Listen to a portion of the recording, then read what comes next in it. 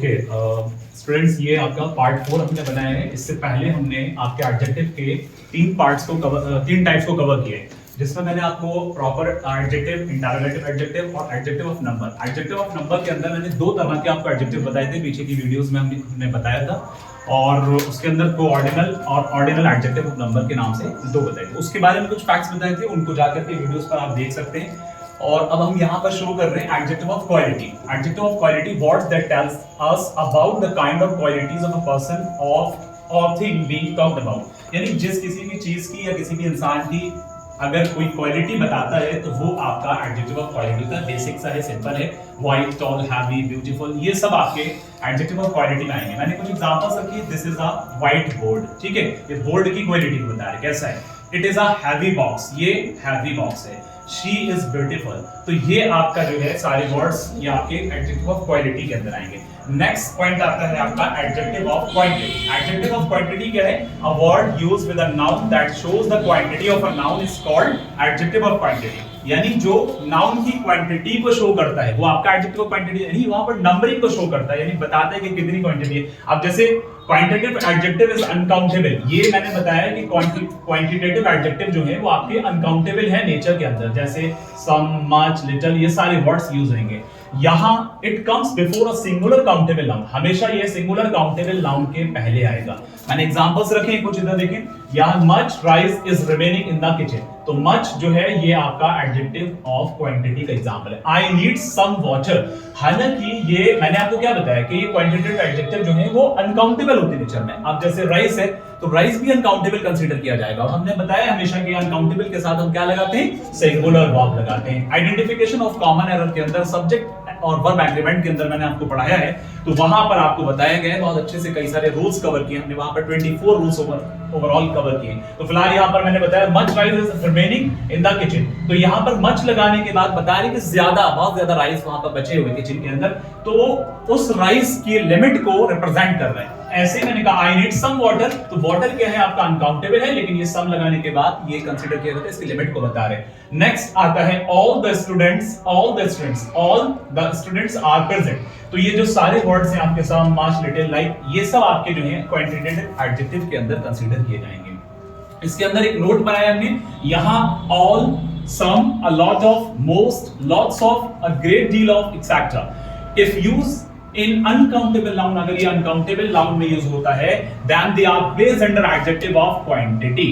अगर ये uncountable noun में ये वर्ड्स आते हैं तो ये एडजेक्टिव ऑफ क्वांटिटी के अंदर कंसीडर किए जाएंगे। ओके, यहां पर most rice is boiled in the kitchen, most rice is boiled in the kitchen, तो मोस्ट जो है यहां पर ये आपका कहीं ना कहीं राइस क्या है? अनकाउंटेबल है। अब अनकाउंटेबल के आगे ये कंसीडर किए जा रहे हैं ये वाली words, most rice is boiled in the kitchen, जैसे मैंने ऊपर बताया आपको।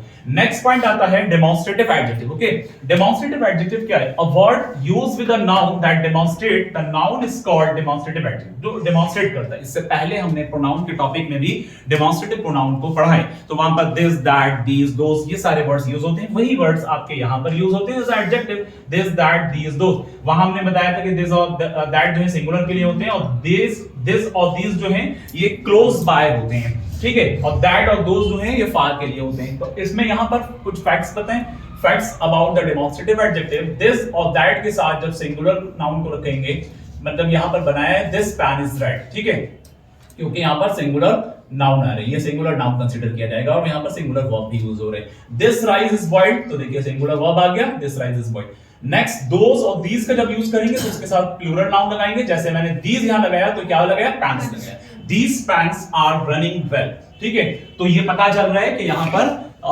ये प्लूरल फॉर्म में जा रहे हैं, तो दीस और दोस का यूज जो है प्लूरल फॉर्म के अंदर किया जाएगा।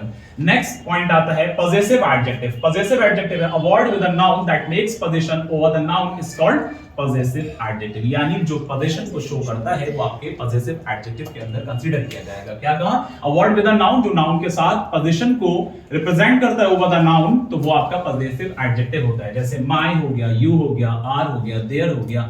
It comes before the noun, ये हमेशा नाउन से पहले आते हैं, ये हमेशा नाउन से पहले आते हैं। अब इस सेंटेंस के अंदर माय कार इज रेड, तो कार क्या है? ये नाउन है, लेकिन माय जो है ये रिप्रेजेंट कर रहा है पोजीशन को, तो मेरी कार जो है रेड कलर की है। Okay, this is my pen, तो यहां पर क्या है? ये आपके पास पेन जो है वो आपका क्या है, नाउन है, और उससे पहले ये पोजीशन माइन शो कर रहा है। दिस पेन इज माइन, तो हालांकि ये जो मैंने बनाया है ये एक एडजेक्टिव कंसीडर किया, माइन भी, तो यहां पर आपके इस तरह से ये वैल्यूज बनेंगी, क्योंकि मैंने ऊपर जो यहां पर सेंटेंस रखे हैं कि वो नाउन से पहले रखे हैं, और ये जो माइन रखे हैं दिस पेन इज माइन, ये लास्ट में कंसीडर किया जाएगा। क्लियर, दोनों का सेंस अपनी जगह सेम ही है।